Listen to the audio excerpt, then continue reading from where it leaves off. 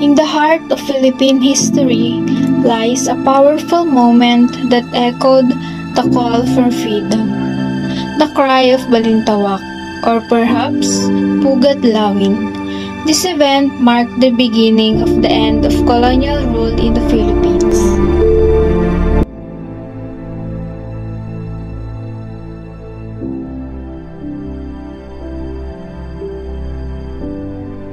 The cry of Balintawak, also known the cry of Pugadlawin, symbolizes the shared hope and anger of the people who had suffered under colonial rule.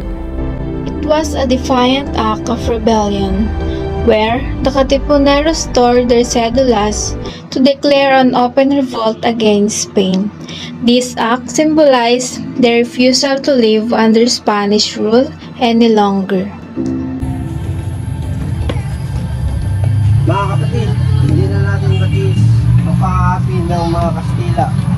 Panahon na para itaas ang ating sandata, ipaglaban ng kalayaan. Kailangan tayong magkaisa. Ang dugong Pilipino iisa at walang ibang magtatanggol sa atin, kundi tayo mismo.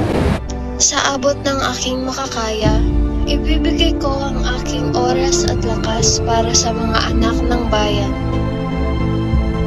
Ang revolusyon na ito ay hindi natin tatalikuran.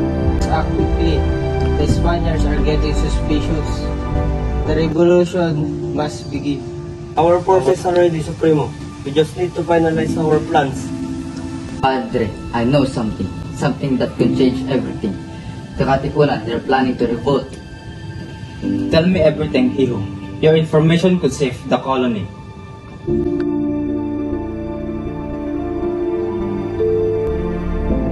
So the Filipinos, they are rise against Spain. Send soldiers to RSA to suspect who will drive this rebellion begins. Through betrayal, the Spaniards discovered the existence of the Katipunan in August 1896.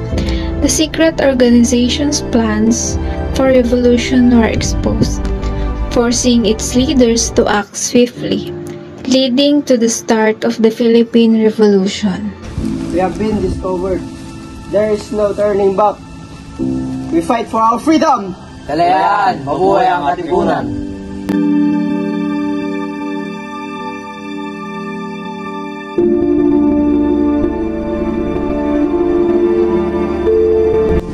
Ang papel na ito ay tanda ng ating pagkaalipin. Ngayon, pinipiras ko ito upang ipakita na tayo ay malaya na. Punitin ang sedula!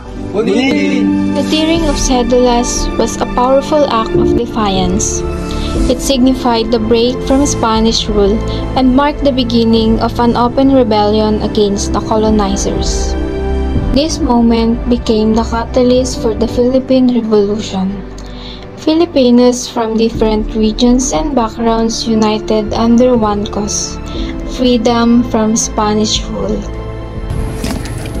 Sinusumpa ko ang aking buhay sa aking bayan. Para sa kalayaan ng ating mga anak at apo.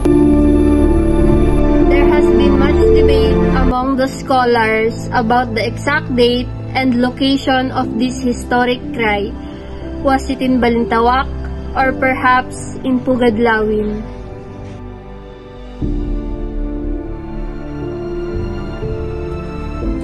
Some argue that it happened in August 23, 1896, while others suggest that it took place earlier in different locations. The importance, however, is not in the specifics, but in the spirit of the event. The cry remains a pivotal moment in Philippine historiography. Today, the legacy of the cry of Balintawak lives on. Each year, Filipinos commemorate this historic moment during National Heroes Day, remembering the sacrifices of those who paved the way for our nation's independence.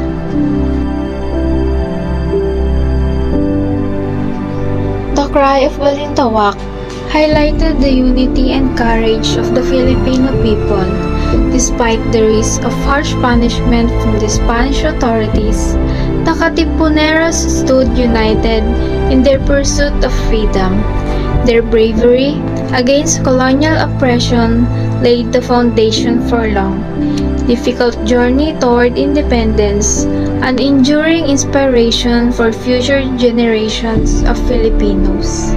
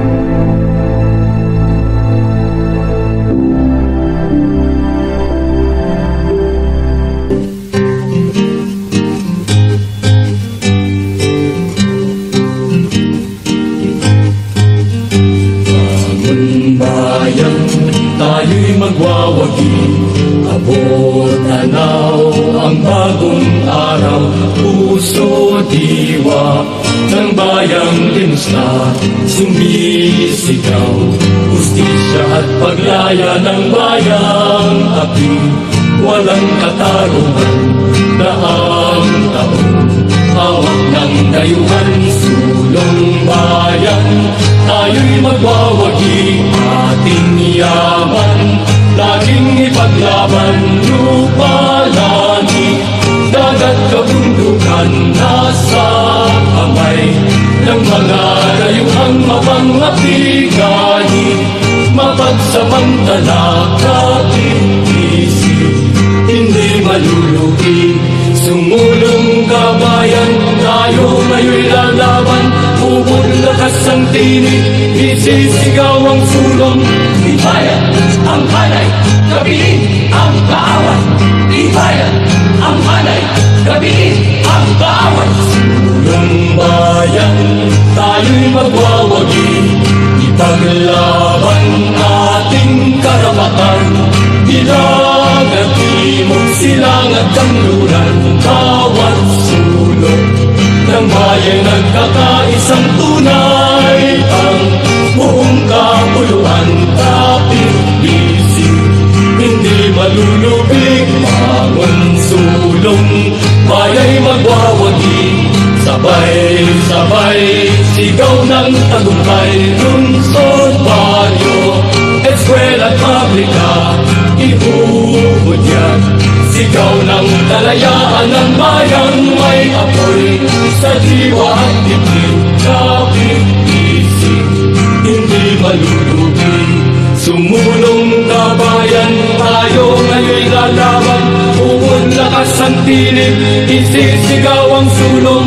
Sumulong kabayan, tayo ngayon'y lalaban, sumulong kabayan, tayo ngayon'y lalaban, sumulong kabayan, tayo ngayon'y lalaban, sumulong kabayan, tayo ngayon'y lalaban, sumulong kabayan, tayo ngayon'y lalaban, sumulong kabayan, tayo ngayon'y lalaban, sumulong kabayan, tayo ngayon'y lalaban.